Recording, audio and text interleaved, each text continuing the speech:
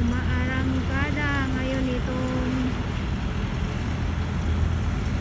machine or go traktora dito sa Dolomite.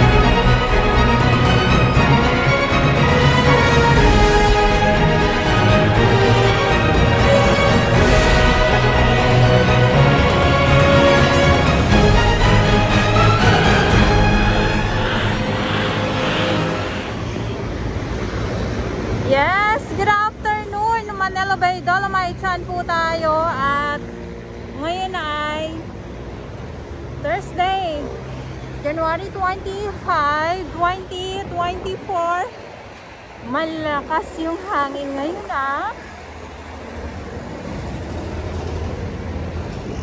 Good afternoon po at may mga viewers po tayo no. Talagang walang hindi nila alam. May mga nababasa tayo mga comment na sinasabi ay yung basura daw dito tinambakan lang daw po ng Dolomite sand. Hi, excuse me, thank you. Tinambakan lang daw ang itong tambak na basura noon. So dito no, yung kuha natin, andito yung ating mga warriors nakikipagbuno sa mga halong mga basura at yung mga iba't ibang mga equipment na nandito din po yung mga truck, nandito din po yung water master, yes, nandito din po, at yung mga gulong na kung saan ay nandyan sa may baba. So sa ngayon, ito yung ating panibagong machine naman, itong traktora na to na umaarangkada ngayon. So ulitin ko lang, no, ipakita ko lang sa inyo yung noon at saka yung ngayon. Sa aking mga viewers, sa mga nagko-comment na tinambakan lang daw ng Dolomite sand at hindi po inalis yung basura noon na tambak. Ayan, kaya yung mga basura nandito pa din daw po sa loob ng Dolomite sand. Gaano ba katotoo? Ayan, good vibes. Good afternoon po sa inyo lahat. So, Thursday, kaya wala po kayong makitang mga tao na nandito ngayon.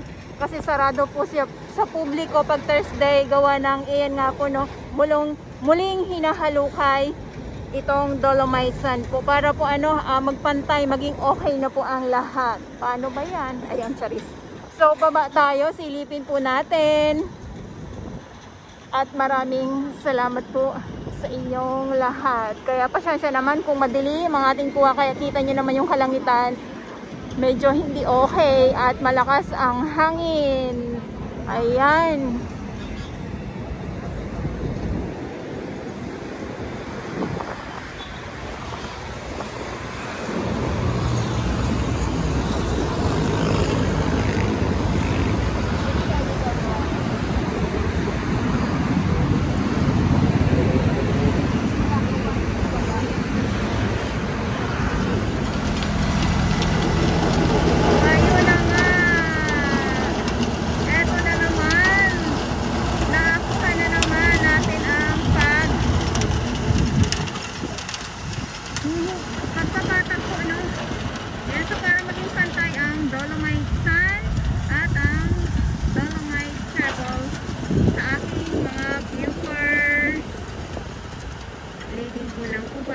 tayo nahihilom.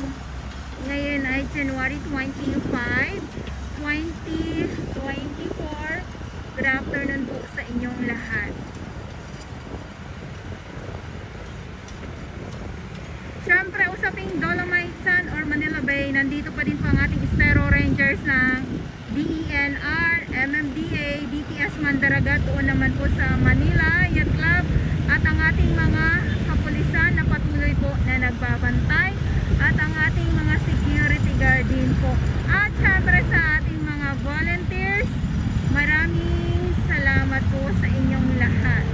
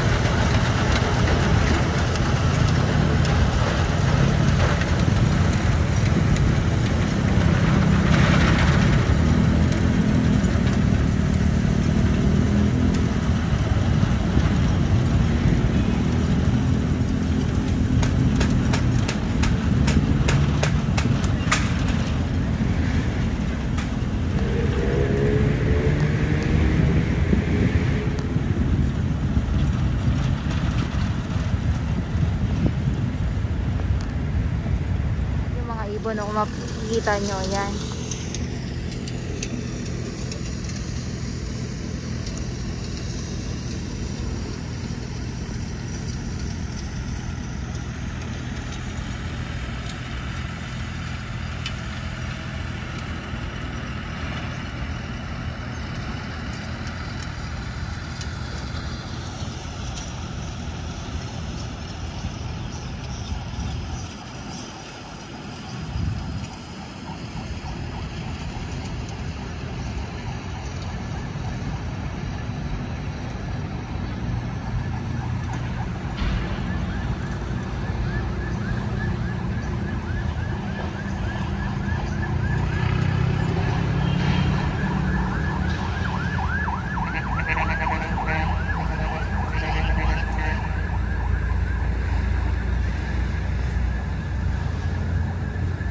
Haring araw.